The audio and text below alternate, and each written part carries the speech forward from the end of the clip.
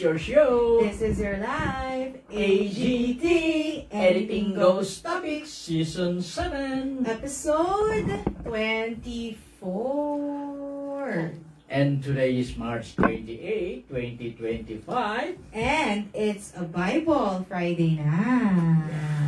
Magandang gabi po sa inyong lahat. Good evening po sa ating mga viewers. Magandang gabi, Je. Good evening, Tata Bert. Good evening po sa ating AGT crew, Miss Linda, Milo, or 25 po pala. Episode 25 po pala tonight. Ayan. Sorry po, medyo na late.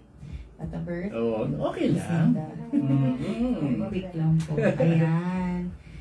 Well, napakaganda sana, pero anyway, kung ano man yung inabot ni Alex Ayala, Oo nga, Tata Bert. binigyan niya ng magandang proud ang mga Pilipino sa ginawa ng iyan. Correct. Okay. Kahit na hindi siya umabot ng semifinal, still, wala pang nakagawa ng ganyang nagawa mo, Alex. Opo, babaeng Pinoy, no? We're proud of you. Saludo kami, Alex. Oo, biro mo sa dami ng problema ng bansa natin. Sa kasalukuyan, bigla na lang pinasaya niya ang mga Pilipino ng ganon sa kanyang accomplishment na yan. Yes. Salamat, Alex. Thank you. Opo, Tata Bert. Ako, medyo napalit ko konti at sabi Tata Bert, magaling talaga siya. Kasi, basta ang galing niya po, yung physicality niya, parang, kasi ang tennis hindi naman, mukhang madali pag nanonood ka, pero yung pagod, stamina. Saka yung tower niya, yung hagupit na, kailangan niya matindi talaga yung kaliwat. Oo, grabe po. Tsaka, Tsaka Tata Bert, yung lakas mo, kasing lakas mo yung mga western. Kasi ibang build. Grabe. Totoo. Galing. Makita mo na lang sa yung kung titignan mo yung nila, yung figura nila, talagang Pang talaga. parang bata lang sa kanila siya. Opo, parang ganun. Bata pa sa younger, no? Pero galing. Thank you. Wow. Okay lang yan. Baka parang Carlos Yulo yan. Pwede ngayon, hindi ka manalo, pero pagdating ng Olympics, di ba, hindi natin manalo. Mas malaki, better ang plano sa'yo ng Diyos. Yes.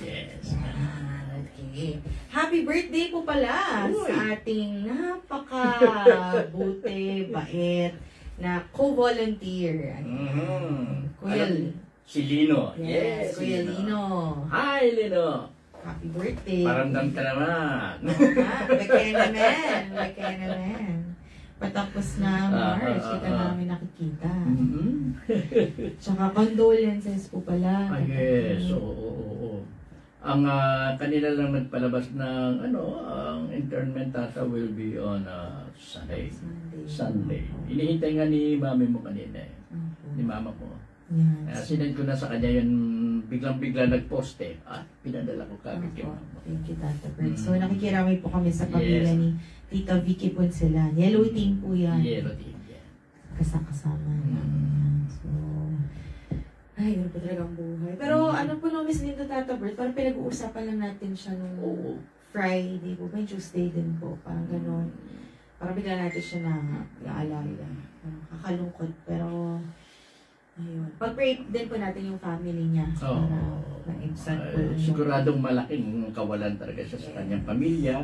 Kaya tama lang yung sabi ni Andian na ipag-pray natin ang family niya. May mga good news ka ba, Tata? So para masasabi bang good news yan? Sa bagay, umpisa na kasi ng yung kampanya sa mga local local candidates. Yes. Umpisa na sila ngayon, kaya kaliwat kanan ng ingay ngayon. Yan na. Okay. They have 45 days to campaign. Okay. Ayan. So, you have 45 days to think. Oo. Observe. Sana naman sa mga buboto, piliin nyo naman yung kita mo na ewan ko. for the Filipino people. Sa totoo lang. Kare-receive ko lang kasi ng news from Isabela. Biro mo yung dating bentahan ng palay ngayon, sariwa, 14.50. My God. 14.50. 14 pesos and 50 centavos. Magkano siya po dati? Sa isang kilo yun, ha?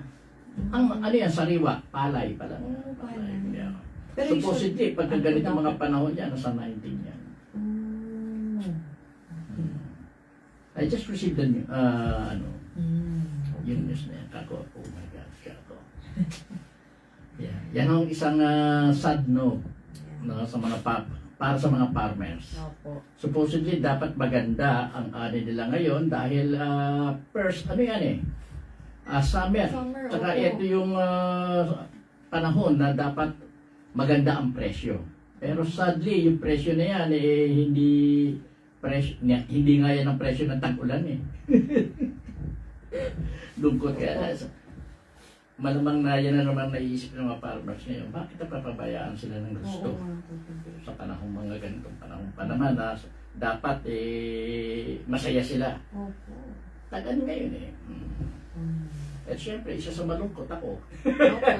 Na hindi naman, okay lang naman yan. Okay lang naman yan. Ang nakakaano kasi, maraming umaasa sa ani ngayon, then suddenly ganyan ang presyo.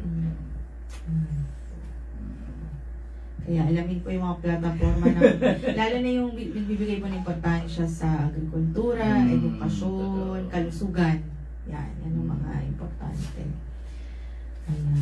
And, sige pa, Tata Bert. At medyo, ano nga pala, meron palang low na nandide. Yeah, medyo pasensya na ako nagkakaroon ng ano yung ating low pressure signal, LPS. Yung ating signal. Ayan po. Tata Bert, kumusta po ang Manawag nyo? Ay, ano po? Maganda yung biyahe namin kahapon sa Manawag, no? Yes. Pero may diferensya yung isang sasakyan pero we were able to make it talaga, talagang kumbaga sa guided talaga yung so, sorry, may diferensya pero smooth yung naging smooth pa rin ang namin. And then, para just to be sure na talagang makukumpleto namin pabalik, pumunta na muna kami doon sa isang sa talyer ng isa nating kaibigan at kasamahan na si Enteng. At maraming salamat Enteng sa naging tulong mo sa amin sa biyahe namin ay pag-uwi namin kahapon na yun. Wow, yes. Thank you Lord po at maganda ang inyong pilgrimage po kahapon. Very good, very good. Kailan po ang susunod? April 25. Last year. Dahil hindi pwedeng dahil ikaw nga yung Holy Week. Yung Holy Week kasi.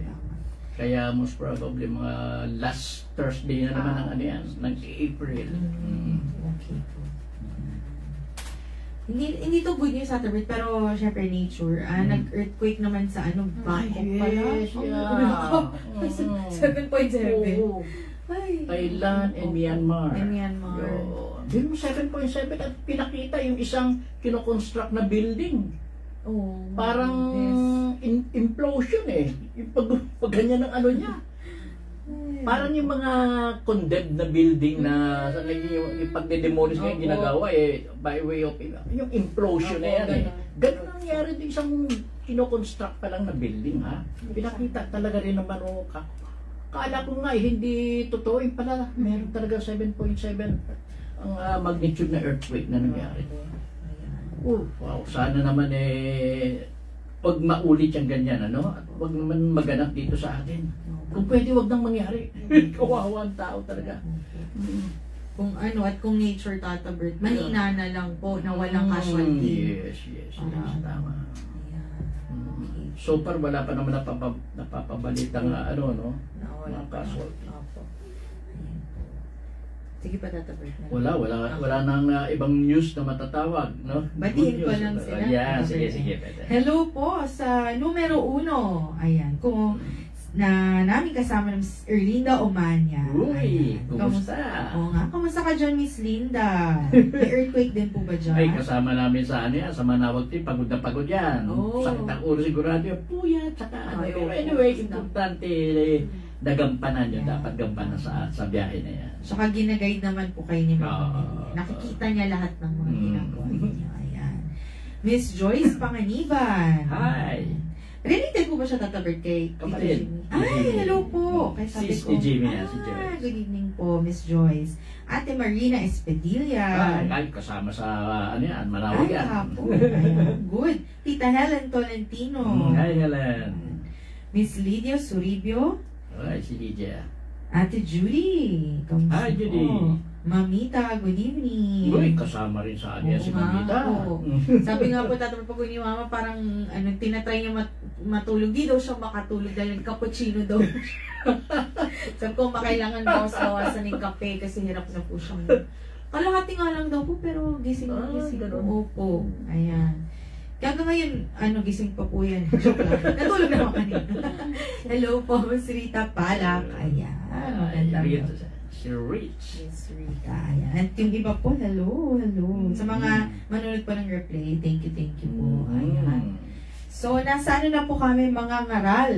Oo. Or Ecclesiastes. Ecclesiastes, yan ang libro na sinasabi ayaw, hindi malaman ng iba kung sino ang talagang author, pero the way yung pinapaliwanag yung mga bagay-bagay dito sa book na ito, like Ecclesiastes, parang si King Solomon talaga eh. Si King Solomon. Kasi ang magaganda rin. Yung unang basa natin, yung talang chapters ako, basahin niyo po. Naguluhan man kami, Tata Bert, pero nagandahan kami. At yan, ang ngayon pa man, sinasabi ko na po sa inyo, ang napakaganda ng nilalaman po nito. So, be with us, no? At gagawin naman namin ni Anje kung paano may isi-share sa inyo yung aming pagkakaintindi sa mga passages nito sa Ecclesiastes o ang mga ngaral. Yan. Pagbasa po mula sa libro ng mga ngaral o Ecclesiastes chapter 3. May takdang panahon para sa lahat. Ang lahat sa mundong ito ay may kanya-kanyang panahon, may kanya-kanyang oras. Ang panahon ng pagsilang at panahon ng pagkamatay, ang panahon ng pagtatanim at panahon ng pagbunot ng tanim.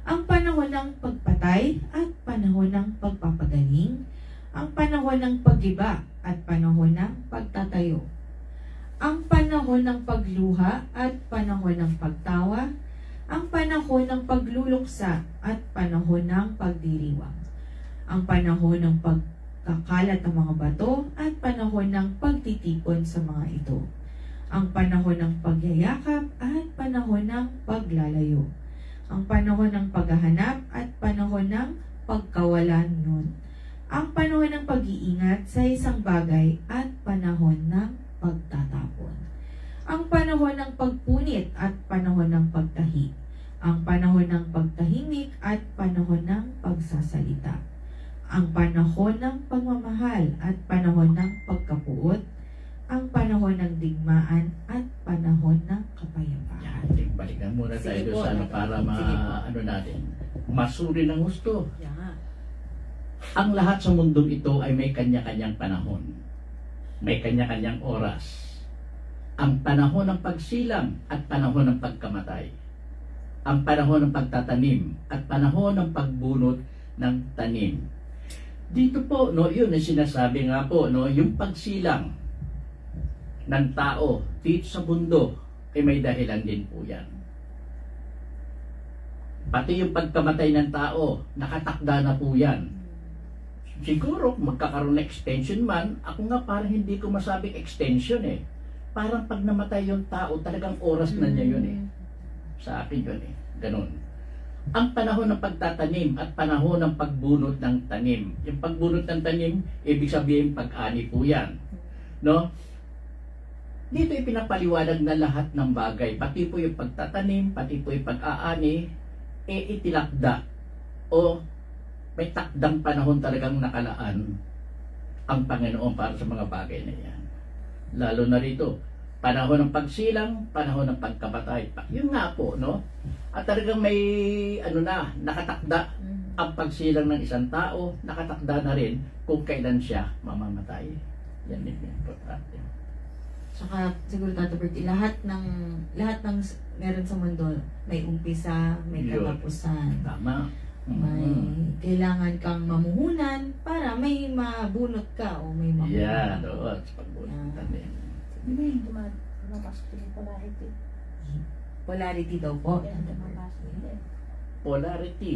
Pwede rin masabi yung polarity tungkol dyan. Polarity. Opo, kasi o nga po ng opposite. Oo. Ang panahon ng pagpatay at panahon ng pagpapagaling. Ang panahon ng paggiba at panahon ng pagtatayo. Ang panahon ng pagpatay at panahon ng pagpapagaling. Pagpapatay, siguro paghinto ng kung anumang bagay. Opo. No? May tama. Kung kailan dapat matigil na Yes. ang gawain ng isang bagay, siguro nakatakda rin yan. At panahon ng pagpapagaling. Ika nga, kung nahinto man, kung kailangan magtutuloy ito, may panahon din. May tamang panahon din. Actually, no, yung pagpatay o yung pagpapagaling, paano ba yung pagpatay? Hindi naman ibig sabihin sa tao yan eh. Opo. Pwedeng mga aktibidad dyan eh, mga Sitwasyon. gawain o sitwasyon eh. Yes. May panahon kung kailan dapat na huminto, kung nahinto man, kung kailan dapat magtuloy. Ang panahon ng pag-iba at panahon ng pagtatayo. Pwedeng ang pag-iba, mga istruktura ba yan? Kung kailan dapat, bakit nauna yung panahon ng pag-iba? Oo nga po. At bakit saka yung pagtatayo? Siguro gano'n na rin ang ibig sabihin, no? Panahon ng pag-iba, ibig sabihin, hindi na rin pagtutuloy o pagwawatak-watak na ng isang bagay. Opo. May kanyang panahon din. At kung kailan dapat muling pagsasama-samahin yung nag-ibang bagay na ito. May kanya-kanyang panahon. Hindi, not necessarily isang structure yan. Dahil dito bakit nauna ang pag-iba eh, Oo nga. sa pagtatayo. Di ba? Pwede, So, yun na siguro yan. Ang panahon ng pagluha at panahon ng pagtawa. Siyempre, may panahon ng pagluha, may panahon ng pagtawa. Hindi lahat ika nga kasayahan lang. Sa gitna ng kasayahan, minsan may lungkot na dumarating. At minsan naman, sa panahon ng sobrang lungkot natin, meron din kahit paano darating na kasiyahan. May panahon para sa mga ganyan. Ang panahon ng pagluluksa at panahon ng pagdiriwang. Ito, panahon ng pagluluksa, ibig na sabihin yan tungkol sa kamatayan. Dumarating talaga ang kamatayan. At panahon ng pagdiriwang. Ito naman, ika nga, pagdiriwang sa maraming bagay. Pwedeng, ika nga, kasal ng isang tao. Pwedeng kung ano mang okasyon na ika nga dapat ipagdiwang. Ang panahon ng pagkakalat ng mga bato at panahon ng pagtitipon sa mga ito. Ang panahon ng pagkakalat ng mga bato. Ibig sabihin, casting ng mga stone. Ang alam ko, no? Opo. May tinatawag na rolling stone. Yung banda, Tata Bird? No, not the band. Hindi, yung may term na pag sinabi kasi rolling stone, Ano po? isa itong wandering aimlessly. Yun eh. Opo. Panahon ng pagkakalat ng mga bato. So, posibleng, ito naman, yung rolling, may tinatawag din na pag huminto na ng paggulong ang isang bato na steady sa isang lugar, it starts to gather moss.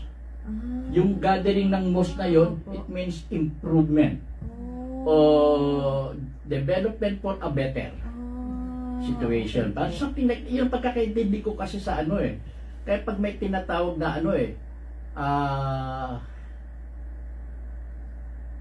basta yung pagkakaintindi tungkol sa bato pag nahinto yan kasi doon mag-start ang mag-gather ng moss Okay. So, sa panahon ng pagkakalat ng mga bato, ibig sabihin, nag-cast na ng mga bato sa mga lugar para bigyan ng pagkakataon yung mga iyon na ma-develop. Diba? Parang ganyan eh. Opo. At panahon ng pagtitipon sa mga ito, then darating na panahon na titipunin sila for a cause maybe. Opo. Ah. Ay, Pwedeng gano'n, di ba? Opo, tama. Hindi tama, Tata Bird. Ang panahon ng pagyayakap at panahon ng paglalayo. Panahon ng pagyayakap, meaning panahon ng pagkakaibigan o panahon ng dapat may asikasuhin magandang bagay. At panahon ng paglalayo. Dumarating sa isang pamilya talaga yan no? Pagyayakap, pag-welcome sa mga isang sitwasyon, pwede. At paglalayo, dumarating po talaga ang takdang panahon na ang bawat membro ng pamilya ay nagkakahiwalay din. Siyempre, yung kabataan dumarating doon sa edad, nagagawa ng sarili niyang pamilya, so dapat lumayo din siya. Something like that, pagkakaintindi ko dyan. Panahon ng pagyayakap ng mga bata pa siguro yan, nagyayakap siya. Yung closeness ng bawat isa. Oo nga, no, Tata Bert. Diba? Kasi, diba, ikaw, Tata Bert, bilang magulang, kasi ako bata pa ako magulang, ikaw, may matagal yung panahon na pagmamagulang mo. So, syempre, no, nag-asawa na si Ate Circe, diba? Iba na. Gagawa na siya ng sarili niyang pamilya. Yes, tama. Kaya para magawa niya yun, lalayo siya. Opo. Yan ang iba. Or, sorry, Tata Bert, pwede rin, pinaka-basic, sa airport, diba? Yayakapan kayo. Tapos, wala na. Tama. Ayun yung, parang dun heavy emotions. So, ayan.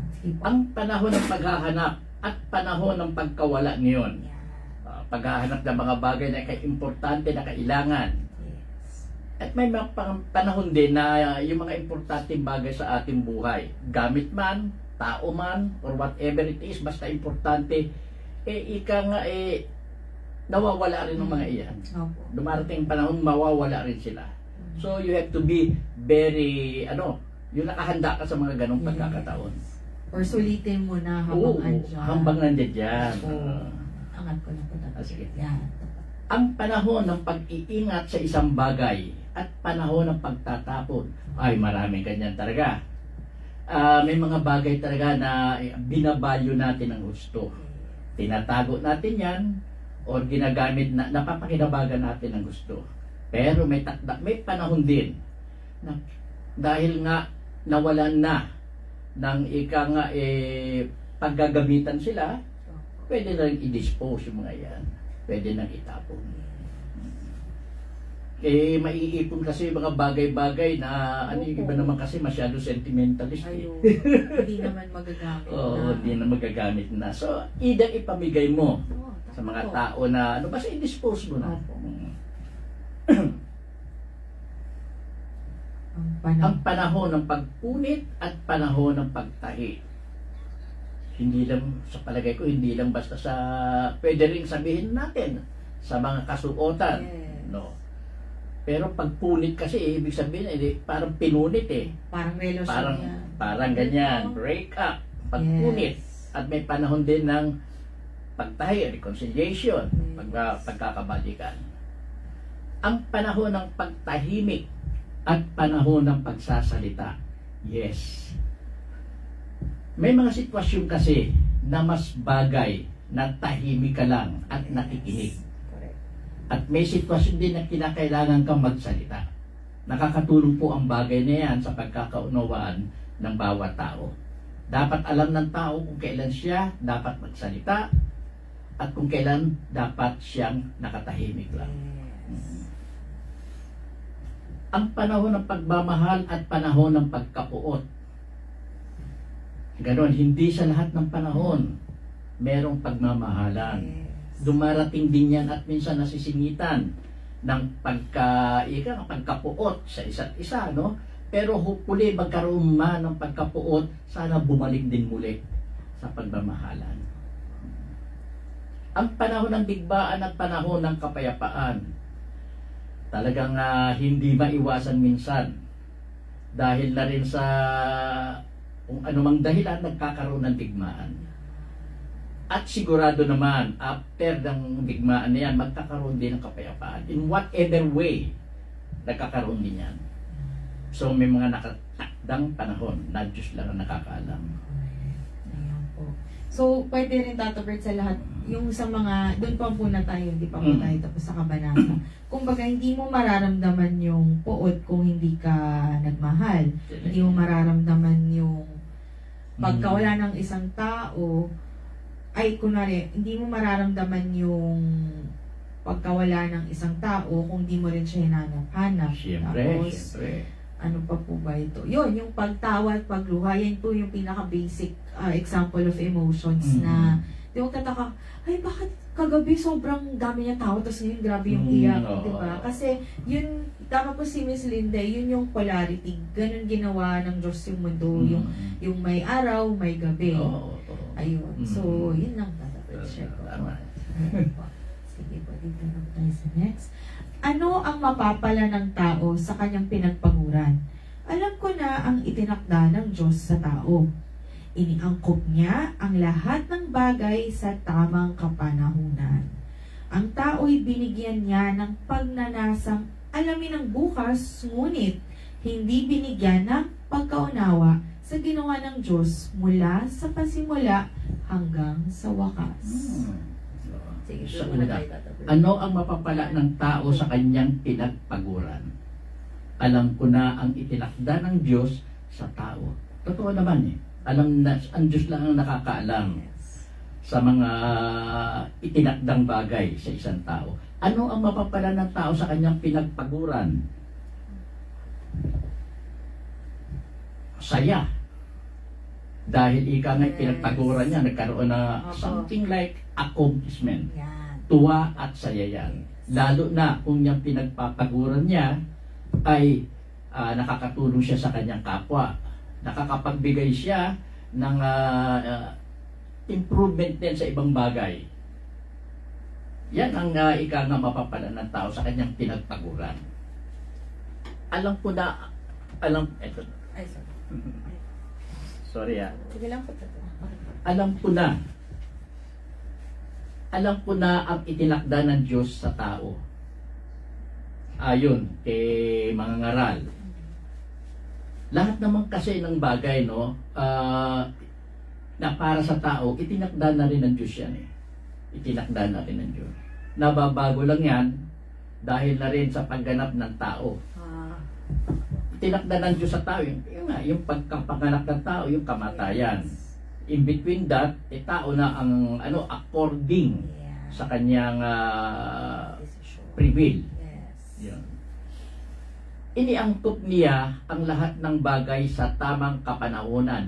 Yes, iniangkop niya ang lahat ng bagay sa tamang kapanahunan. Ang tao'y binigyan niya ng pagnanasang alamin ng bukas, ngunit hindi binigyan ng pagkaunawa sa ginawa ng Diyos mula sa pasimula hanggang sa wakas.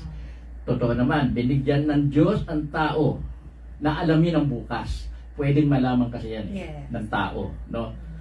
Ang hindi binigay ng Diyos sa tao, yung malaman ang plano ng Diyos mismo mula sa simula hanggang sa katapusan. Yun ang hindi ibinigay ng Diyos sa tao. Alam kong walang pinakamabuti sa tao kundi magpakaligaya at gawin ang pinakamabuti habang siya'y nabubuhay. Tama naman, di ba? Ang pinakamabuti talaga sa tao ay kung papaano siya liligaya.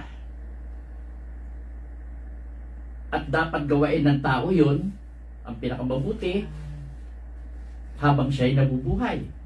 Dahil, kaya nga sinasabi na ang lahat parang baliwala rin eh. Di ba? Sinasabi na so, nasa tao na. Kung ano yung inaakala niya na makabubuti sa kanya, habang siya ay buhay, gawain na niya. Basta wag lang siya mamirwisyo ng kanyang kapwa. Magpakaligaya. Oo, magpakaligaya. Susunod na. 30, no? Opo. Alam ko rin kaloob ng Diyos na ang tao'y kumain, uminom, at pakinabangan ang bunga ng kanyang pinagpaguran. Maganda yun. Ganun talaga dapat ang tao, no? Pinagpaguran mo ang maraming bagay. So, ano mo na rin? Gamitin mo na rin yung mga pinagpaguran mo na yan para sa ikaliligaya mo. Dahil, matatapos rin naman kasi yan eh. Ang importante, habang buhay ka, nagagawa mo yung gusto mo para sa sarili mong kaligayahan. Kasi, di ba, parang nagtatrabaho ka. Parang cycle po. Nagtatrabaho ka, kikita ka, yung kinita mo, papang grocery mo, ikakain mo. Nagtatrabaho ka ulit. Di ba? Ganun po talaga siya. Alam kong mamamalagi ang lahat ng ginawa ng Diyos. Wala nang kailangang idagdag, wala rin dapat bawasin. Alam kong mamamalagi ang lahat ng ginawa ng Diyos. Wala nang kailangang idagdag, wala rin dapat bawasin. Yan ang masasabi kong yung ginawa ng Diyos na maganda na dapat tularan ng tao. At yung batas ng Diyos o yung ginawa niya, yung decree ng Diyos. Yan na hindi mababago eh. Yan lang. Yan hindi nababago. Yung ginawa ng Diyos na dapat natin tularan dahil yung ginawa ng Diyos kabutihan yun eh. Para sa ikagawa ng tao, hindi mababago yun. Pati yung batas ng Diyos, yun ang decree ng Diyos. Diba? Hindi nababago yan. Yes. Oo nga, lahat tatabert ang magaling sa Diyos. So for example, kahit yan sa katawan natin, ginawa tayong ganito. So magpapadagdag ka ng, may papadagdag ba ng ilong? Papagawa ka ng ilong, may papabawas ka ng ilong.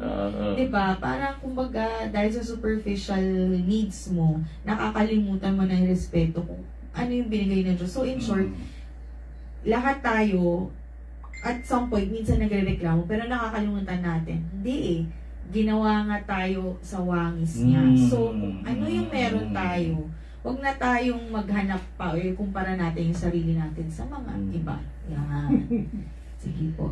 Gayon ang ginawa ng Diyos upang ang tao'y magkaroon ng takot sa Kanya.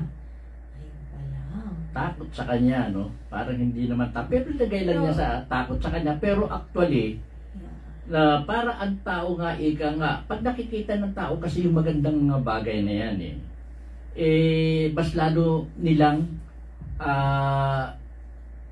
nagiging very close sa Diyos, no?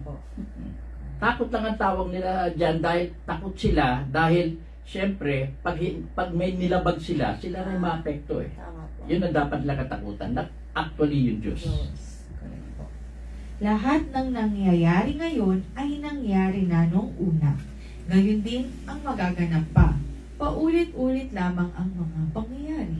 Yan nung una kasi nung tinitignan ko yan, siguro, tama nga naman yung nangyari ngayon ay nangyari na at muling mangyayaring muli. Pero ibang tao naman o ibang karakter o ibang ang gumaganap. At posibleng yung mga pangyayari ay ganun din pero may pagkakaiba lang ng konti, di ba? Yes. Posibleng ganun. Yan, okay yan. Doon una talaga naguguluhan ako pero tama nga din naman. Ibang tao nga lang pero nangyayaring muli. Kawalan ng katarungan. Nakita ko rin sa mundong ito na ang katarungan at pagiging matuwid ay nababahiran pa rin ng kasamaan. Yes. Hindi kasi nawawala yung pagiging korap ng tao. Nakukurap kahit na yung katarungan. Nagkakaroon ng lagayan, hindi nawawala yan eh. Pero kung mawawala lang talaga yung lagayan o magiging okay lalo. Pero kahit na, nagkakaroon pa rin ng paglabag patago. Sa popularity rin, may matuwid, merong kasamaan. Sa loob-loob ko'y hahatulan ng Diyos ang masama at ang mabuti pagkat may itinakda siyang panahon para sa lahat ng bagay. Yan pang isa hahatulan ng Diyos. Paano ba hahatulan ng Diyos? Ano kasi?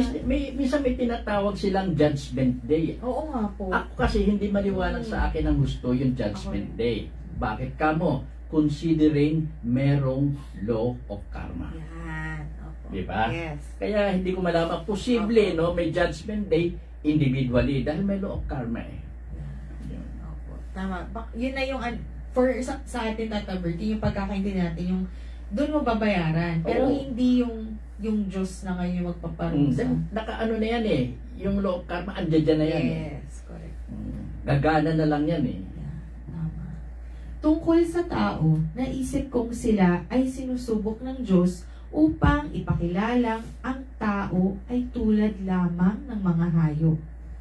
sinusubok ng Diyos upang ipakilala ang tao ay tulad lamang. Ang tao kasi meron ding animalistic tendency. Yes. Hindi na ba? Kaya nga minsan ang tawag, di ba, ang tao raw ang highest form of animal. Yan, sabi nila na ano. Yun rin ating narinig ko tapos sa kapitbahay. Animal! Mga animal. Ay, baka ang hantungan ng tao at ng hayop ay iisa. Lahat ay mamamatay. Yes, lahat ay mamamatay. Ang tao'y walang kaibahan sa hayop, sapagkat ang lahat ay walang kabuluhan. Dahil lahat may katapusan kasi.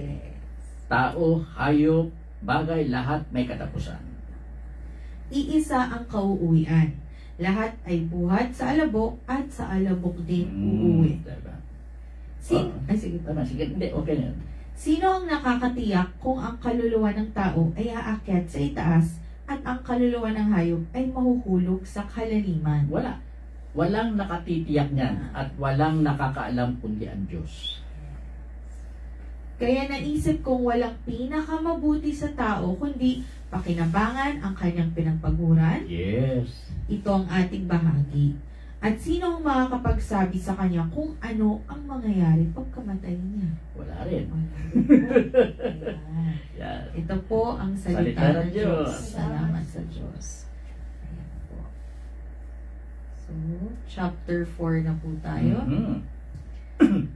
Iginala ko ang aking paningin sa buong daigdig at nakita ko ang kawalan ng katarungan. Ang mga inaapi ay lumuluha ngunit walang tumulong sa kanila sapagkat makapangyarihan ang sumisiil sa kanila. Ganun talagang ano. Ay, sige, tuloy mo tuloy ka pa. Tuloy. Dahil dito kasi. Dahil dito, naisip kong mas mapalad ang mga patay kaysa sa mga buhay. Ngunit higit na mapalad ang mga hindi na isinilang sapagkat hindi na nila nakita ang kasamaan sa mundo ito. Parang naging one-sided kasi ang view niya eh. Ang nakikita niya yung negatibong bagay lagi. Yes. No? Something like that eh. Hindi niya nakikita na pag may negatibong bagay na nangyayari, kaya nangyayari dahil may lalabas na maganda doon eh. Meron talagang nakita ko ang kawalan ng katarungan. Ang ganun kasi dahil puro negatibo nga, pero may nangyayaring ano rin yan, kahit na paano mga positibong bagay sa mga pangyayari niya. Dahil dito naisip kong mas mapalad ang mga patay kaysa mga buhay. Actually, yung ano na yan eh, naging salita ni Jesus yan eh. Nung bago siya ipako, nung tumatangi sa kanya yung ano, yung mga kababaihan ng Jerusalem, ang sabi ni Jesus, sabi ni Jesus, mga babae ng Jerusalem, wag ako ang iyakan ninyo. Ang tangisan nyo ay ang sarili nyo. Darating kasi ang panahon, mas gugustuhin nyo pa na hindi kayo nagpapasuso ng bata. Mas gugustuhin nyo pa na hindi kayo magbubuntis. Dahil, pag lumabat na tuloy nagbuntis kayo, yung mga ipapanganak nyo lalaki at mas nanaisin din na sana buuan na sila ng mundo. Hindi lang ano. Si Jesus pa nagsabi noon. Nakita niya ang magiging paghihirap ng tao. So, dumarating talaga yung bagay na paghihirap. May dahilan naman lahat ng bagay na iyan kung bakit eh. Nasa tao na rin kung paano niya titignan yung mga ganong sitwasyon. Out of those mga distraction or whatever na hindi magandang mangyayari, may lalabas at lalabas din na maganda po dyan. Okay na po Okay. Nakita ko rin ang tao'y nagpapakapagod upang mahigitan ang kanyang kapwa. Ngunit ito man ay walang kabuluhan, tulad lang ng paghahabol sa hangin. Sinasabi nilang mangmang lamang ang maghahalukip-kip ng kamay at magpapakamatay sa gutom. Ngunit masabuti pa ang isang dakot na may katahimikan kaysa dalawang dakot ng pagpapakapagod at paghahabol sa hangin. Meron talagang tao no, na nagsusubika dahil may gustong mahigitan na iba. Sa bagay, nagkakaroon kasi ng parang challenge Opo. sa isang tao yung may gusto siyang mahigitan. Sana naman, kung gusto niya higitan yun, sa motibong maganda.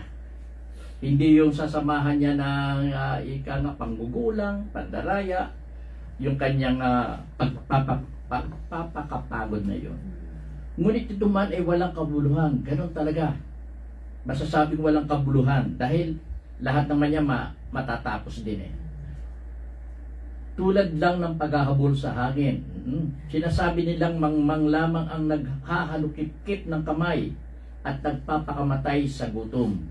Ngunit mas mabuti pa ang isang dakot na may katahimikan kaysa 2 dakot ng nagpapakapagod at paghahabol sa hangin.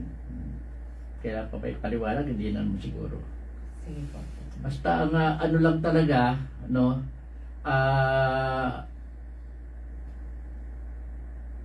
pag nabubuhay sa mundo ang isang tao, marami talagang challenges yan eh. At sinasabing walang kabuluhan sa mga darating na panahon. Pero sana bago dumating ang panahon na yon, gumawa ng maayos. Harapin ang mga challenges na yan at ika nga, magiging kaligayahan mo once na nagawa mo yung mga bagay-bagay na gusto mong gawain o once na nalampasan mo yung mga challenges na yan. Although in the end, syempre, ang sabi, magiging wala rin kabuluhan. Pero meron yan. Meron yan. Mayroon pang ibang mga bagay sa mundong ito na nakita kong walang kabuluhan. Ang isang taong nag-iisa sa buhay, walang kaibigan, ni kamag-anak, ngunit walang tigil sa pagtatrabaho. Wala siyang kasiyahan. Hindi niya itinatanong sa sarili kung kanino mauuwi ang kanyang pinagpaguran. Ito man ay walang kabuluhan, isang miserableng pamumuhay. Biro mo, no? Isang tao, nag-iisa sa buhay, walang kaibigan, di ka mag-anak, ngunit walang tigil sa pagtatrabaho. Para saan yung kanyang pagtatrabaho na iyon? No? Unang-una, yung pag-iisa niyan, may kasabihan tayo, no man is an island. No? Kinakailangan talagang makisama ka sa iyong kapwa. Napakahirap nung susuluhin mo lang ang buhay. Nawawalan ka ng purpose. Sa totoo, nawawalan ka ng purpose. Kumbaga, salungat na kaagad yan eh, kung bakit kanila lang tao, ng Diyos eh. Kailangan talaga, hindi pwedeng mag-isa ka lang mamuhay. Makisama ka sa iyong kapwa, makipagkapwa ka. Importante yan. Okay na. Ang dalawa ay mabuti kaysa isa. Mas marami yung bunga ng anumang gagawin nila. Kapag nabuwal ang isa, maitatayo siya ng kanyang kasama. Kawawa ang nag-iisa sapagkat walang tutulong sa kanya kapag siya ay nabuwal. Kung malamig ang panahon, maaari silang magtabi sa higaan upang parehong mainitan. Ngunit saan siya kukuha ng init kung nag-iisa siya? Kung ang nag-iisa ay maaaring magtagumpay laban sa isa, lalo na ang dalawa. Ang lubid na may 3 pilipit na hibla ay hindi agad malalagot. Yan, dito. Pwede sabihin, companionship. Diba? Companionship. Tapos, ang lubid na may 3 pilipit, unity na yan. Importante yan eh. Hindi maganda kasi kung nagsosolo ka. No? Yung iba nga, pag medyo nag-aasawa eh, sabi, ang reason na lang nila eh, companionship eh. Para wag lang mapag-isa. Hindi naman talaga maganda yung nag-iisa ka. Mas magandang may kasama ka sa lahat ng hindi not necessarily sa lahat ng oras. Basta sa buhay mo may kasama ka, okay yun. At least may kasama ka tatahakin yung landas ng buhay. Yes. Sulyap ng buhay. Uy. Ang isang batang mahirap ngunit matalino ay mabuting di hamak kaysa sa isang matandang haring mangmang na ayaw nang tumanggap ng payo. Ang batang iyon ay maaaring maging hari mula sa bilangguan o kahit siya ay ipinanganak na mahirap. Nakita ko rin na ang lahat ng tao sa mundong ito'y sumusunod sa isang kabataang papalit sa hari. Walang tigil ang pagdami ng taong nasasakupan ng isang hari, ngunit pagkamatay niya, Isa man ay walang pupuri sa lahat ng kanyang nagawa. Ito man ay walang kabuluhan, tulad lang ng paghahabol sa hangin. Dito lang, no, isang bata, mahirap, ngunit matalino. Talagang ika nga, at kung magtsatsaga pa ang nasabing bata na ito, may posibilidad na maging hari siya. Lalo na kung marunong siya makiharap sa tao. Lalo na kung habang tumataas siya sa kanyang pwesto, sa kanyang tungkulin, ay nagiging maganda yung kanyang pagtingin sa tao. Tumitingin sa totoo. Walang tigil ang pagdami ng taong nasasakupan ng isang hari. Yes, lalo na kung maganda yung pagpapatakbo niya sa kanyang sakop. Ngunit pagkamatay niya, isa man ay walang pupuri sa lahat ng kanyang nagawa. Medyo kontra ko yan. Ang alam ko kasi, kung ang isang hari, o kung ang isang bata na mahirap ay naging hari sa paraang kalugod-dugod o maganda, naging ano siya, umunlad ng gusto kaya naging pari. Sa palagay ko naman may iiwan siya na magandang alaala para sa kanyang sakop. Yung iba nga pinagtatayuan ng rebulto di ba? O, yung iba nagiging bahagi ng history na ilalagay ang pangalan nila sa mga history book, na pag-uusapan sila sa mga kwento-kwento. That I think parang kabuluhan na At dito parang walang kabuluhan din daw. I think I disagree. Tsaka tatabi, di ba si Haring David po? Oh, Nag-ano siya, di ba? Yun, ano lang siya, shepherd. O ano, Opo. naging hari. Yan. Opo. Ayan. Ito po ang salita ng Diyos. Salamat sa Diyos. Ayan. Tingnan po natin, tatabert ka. Ay, mahaba-haba po ang 5. Or, tuloy po ba natin tatabert? Ikaw. Kahit ano po, isang paragraph. Tapos, Sige, tuloy na lang po. pwede. Opo. Chapter 5. Huwag pabigla-bigla sa pangako. Mag-ingat ka sa pagpasok sa bahay ng Diyos. Ang pagsunod ay mabuti kaysa handog ng isang mangmang, sapagkat hindi alam ng mangmang kung ano ang mabutit masama. Huwag kang pabigla-bigla sa pananalangin. Isipin mo munang mabuti ang ipapangako mo sa Kanya, sapagkat nasa langit siya at ikaw ay nasa lupa.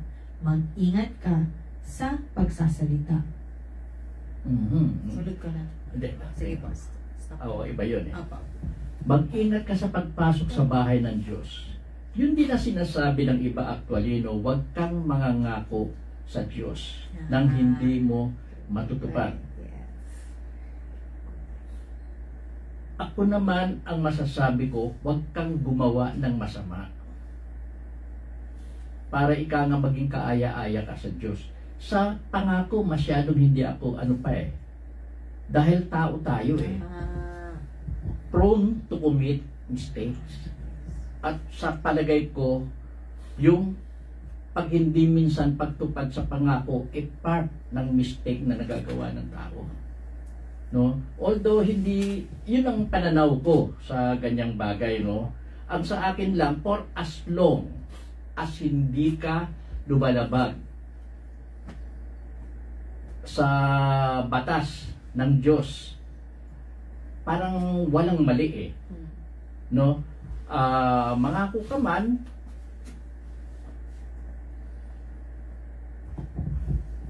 ay mangako ka man at hindi mo natupad yung pangako mo sa dahilang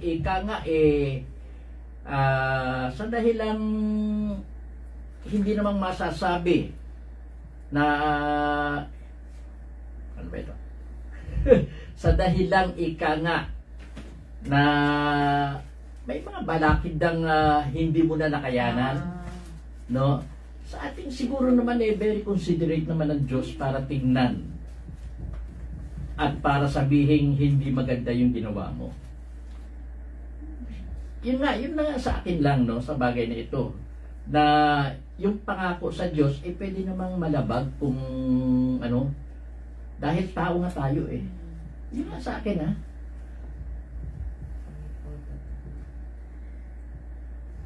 huwag kang pabigla-bigla sa panalangin. Isipin mo munang mabuti ang ipapangako mo sa Kanya, sapagkat nasa langit siya at ikaw ay nasa lupa. Mag-ingat ka sa pagsasalita. Mag-ingat ka sa pagsasalita.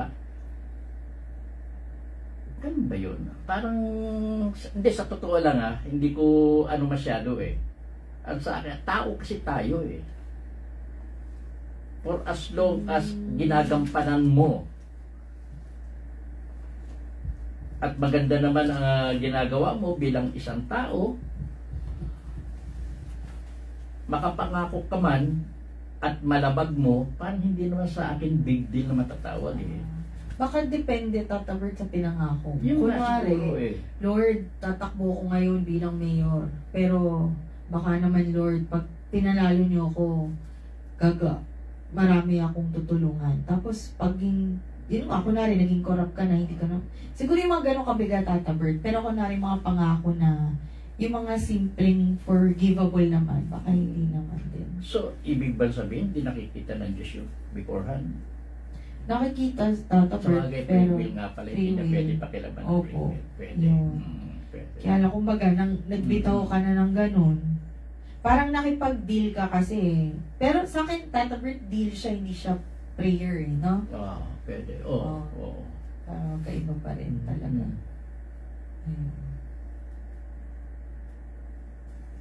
Pero kung ano man, mag-ingat ka pa rin sa mga ganun na lang sasabihin. sana.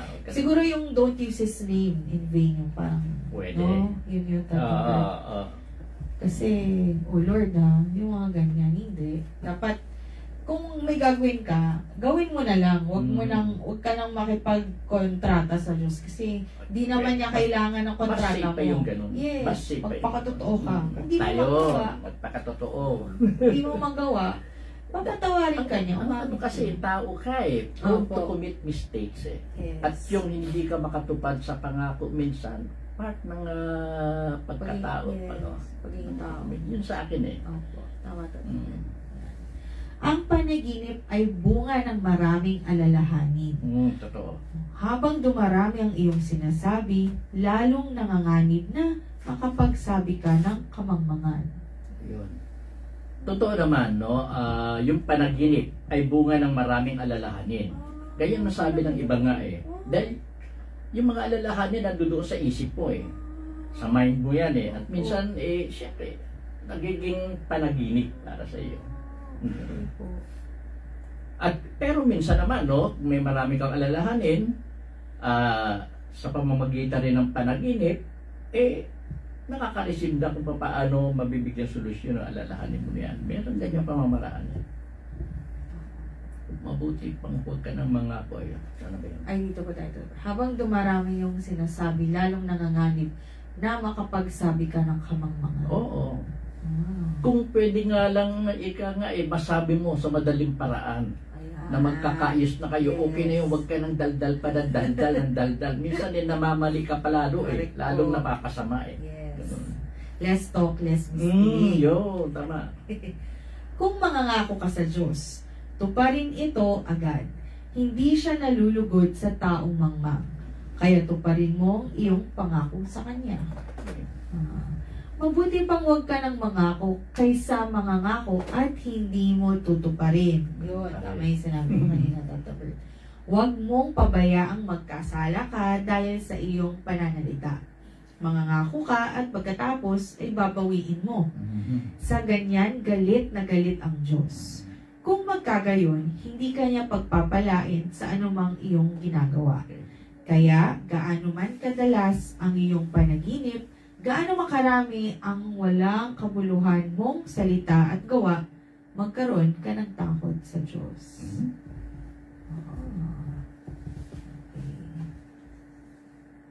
Yun na yun. Opo, yun na yun. So, ito po salita ng Diyos, pero hindi pa po tapos yung chapter. Itutuloy po namin sa Tuesday. Ganyan, kung magkagabi ka niya pagpapalaan. Anong verse yan? Chapter 5, verse 1 to 7 1 po. to 7. Actually, babalik aral natin yan. Titignan natin. Opo. Ibang music ka na. Sige. Yan.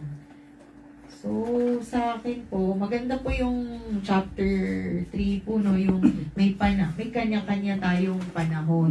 Panahon ng pagsilang, panahon ng pagkamatay. Kasi sinasabi lang po dun yung realidad mismo ng buhay. Na tama, may polarity nga. Ginawa tayo ng Diyos, babae, lalaki, may araw, gabi, may kasiyahan, may kalungkutan. Pero, minsan tatakayin pa, bakit kaya may ganun?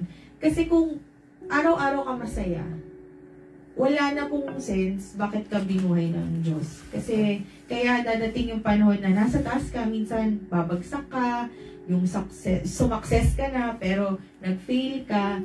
Kasi, at some point in between, may times na nakakalimutan mong lumapit sa Kanya, na hindi mo na siya naaalala. Kasi kung puro kagandahan, puro kasiyahan ang ibibigay niya sa'yo, hindi ka dapat tao, dapat ibang spirito ka. Kasi, consistent yung iisa lang yung emosyon mo. Ayan. So, doon po sa iba, yung mag-ingat ka talaga sa pananalita o pangako. Pwede rin naisip ko sa isang korte, yung witness ka, di ba, nakaano ka sa Biblia, susumpa ka. Parang pangangako na rin sa Diyos yun. O kahit yan, na-election ka, ikaw yung naging presidente, nakahawak ka sa Biblia. So, nangangako ka in God's name, pero hindi mo kaya tuparin lahat ng mga sinabi mo. Hindi ka talaga niya ikalulugod. Ayun lamang po sa akin. Ang isang tao po, sa aking pagkakaintindi, ay kinreate ng Diyos. At binigyan siya ng buhay, at binigyan siya ng free will. Kahit na ano pwede gawain ng tao, because of free will, hindi siya pakikialaman ng Diyos. Pero isinet na ng Diyos yung mga bagay-bagay na gusto niyang gawain. Kung aayon yon sa aral ng Diyos, maganda yung kanyang magiging buhay. At kung lilihis siya sa aral ng Diyos, syempre, hindi magiging maganda ang kanyang buhay. Ganun lamang po yun. Pero dito sa inaan natin, nagiging walang kabuluhan lang ang bagay na iyan. Dahil sa katapusan, kamatayan din. Pero pwede natin pagandahin bago dumating ang kamatayan na yan. Pwede natin pagandahin ang ating buhay. Pwede natin pasayahin ang ating buhay. Pwede nating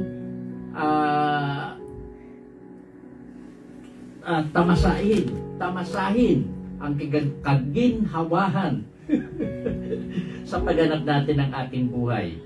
Pinaka-importante sa pagganap natin ng ating buhay, makagawa tayo ng kasiyahan sa ibang tao. Makagawa tayo upang paunlarin ang ibang tao. In that way,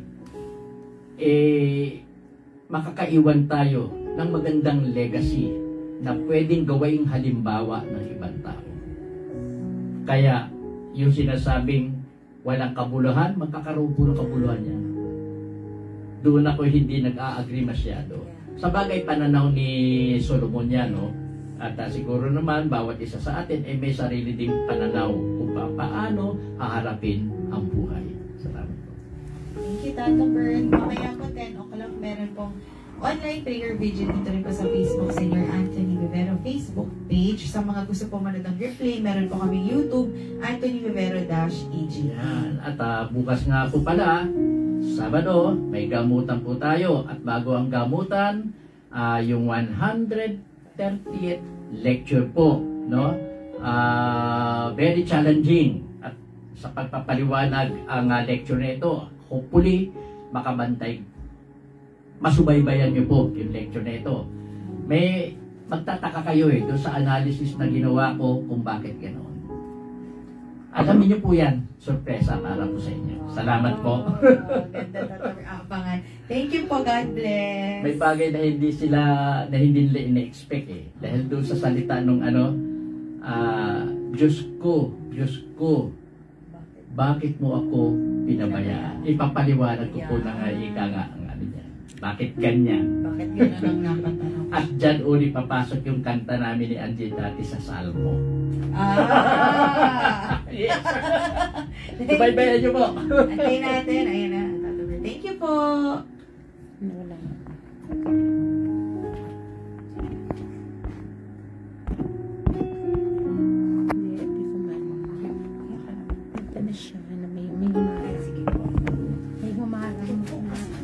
ka na. Kaya nga eh.